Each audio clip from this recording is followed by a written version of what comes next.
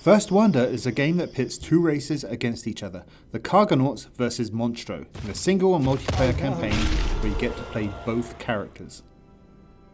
The story begins when the Cargonauts, a team of down-the-luck scavengers, discover an ancient fossil in deep space. Thinking they've hit the jackpot, they sell the fossil nicknamed MONSTRO to the highest bidder and deliver him as a figurehead to the luxury resort on planet Majorca. While celebrating their triumph, of course, something goes very wrong. MONSTRO has awoken and is on the rampage. Now here in the game we see MONSTRO on the loose, terrorizing the Majorcans, smashing buildings, driving them over cliffs. Now to start with, the Cargonauts are heavily outmatched. MONSTRO is just far too powerful for the Cargonauts to deal with. So they have to use their equipment and the environment in inventive ways to compensate. The Cargonauts aren't soldiers, they're riggers, and they have rocket packs, lifting gear and rivet guns. And this is a big rig where they can load up to 5 items of their choice onto their packs. They're very modular that way.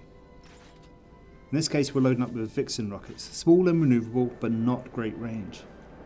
In this game we need to travel to different islands, so we have booster rockets for that. We'll load up with a few of these. Now 1 or 2 would just be fine, we're going to have about 4 just to go over the top.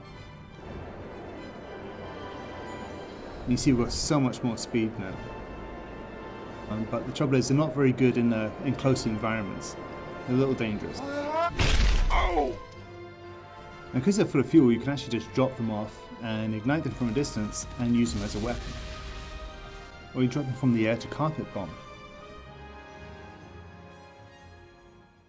Now where the Cargonauts have tech, MONSTRO can use anything in the environment. Grab trees out of the ground, throw rocks around, all the things you expect a giant to be able to do. He's also very fast. He's agile and accurate, jumping great distances and landing on a dime. He's a giant, but we've given him a world that is scaled to him, so he's not restricted in any way. This is MONSTRO's world. The Cargonauts discover that MONSTRO is not just a wild beast, but on a prophecy. And to fulfill that, he must travel to various islands and perform rituals, destroying towns, eating virgins, etc. In this case, MONSTRO is using a volcano to shoot himself across the open sea. Now, each island has a unique way of allowing MONSTRO to leave that he has to discover. If the Cargonauts can find that first, then maybe somehow they can disable it with their tech. And they can trap him on an island and draw the net closer for a direct assault.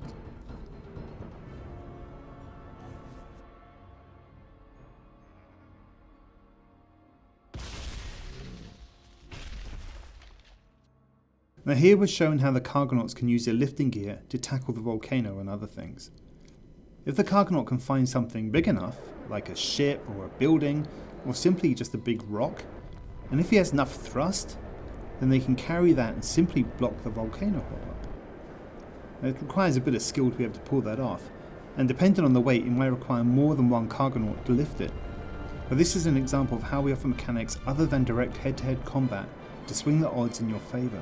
This is what the game is about, finding ways to gain advantage before springing your attack. To help you, hidden around the islands are ancient cave paintings, detailing the events of the prophecy. They will show you exactly where MONSTRO has to go. It's his prophecy, he has to go there. MONSTRO is at his most vulnerable just before he completes a ritual. He's exposed, he's out in the open, he's an easy target. So if you know where he's going to be and can get there first, then you can prepare a trap. Now we really want to bring a sense of high adventure to multiplayer. It's one of our goals. So we brought all of these prophecy elements from the campaign into the multiplayer game to deliver a deeper, more rewarding experience. First Wonder is the next evolutionary step following some of my previous games, Earthworm Jim, MDK and Giant Citizen Kabuto.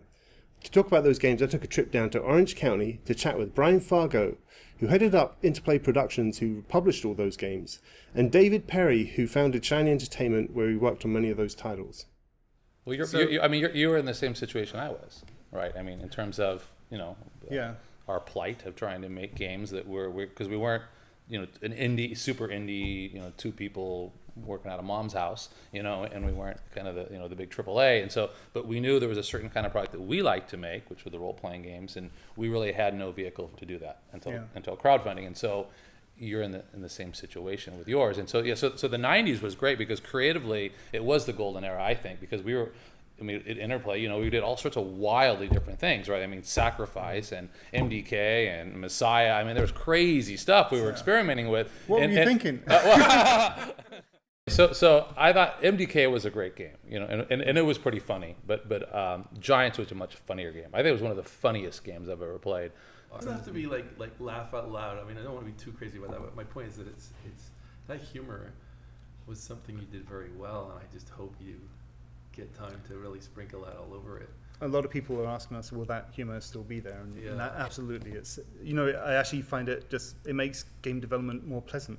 You know, it's a nice way to spend your time. And so when we go and work on sort of game design or story ideas, you know, we just go down to the pub and have some drinks and laughs as you do. I've always found it funny. I've gone to some meetings before where you have all these designers and they talk about ideas and stuff comes up, and the table erupts with laughter, and then goes, "Oh, that's crazy, that's funny." And nobody writes it down. Yeah, well, obviously we can't put that in. And I'm like, why not? So that's exactly those are the best ideas. I flip that and I put exactly those moments in. And so sometimes they might seem a little disjointed, some of these things going together, but we sort of work out a way to get it in. Now what you've seen is just a glimpse of what we have planned. Rescuing Majorcans, defending villages, many more wild creatures for the Cargonauts to have to tame. What we're doing is laying the groundwork for a game that can expand way beyond its initial release. The team here at Rogue Rocket Games in San Francisco has been working really hard over the last few months to bring you this demo and to get this Kickstarter page ready. I'm personally really excited about this project because I've been trying to make one like it for a long time, but it cannot happen without you guys. So please come visit our Kickstarter page, tell all your friends, and let's make something amazing together. Thanks for listening.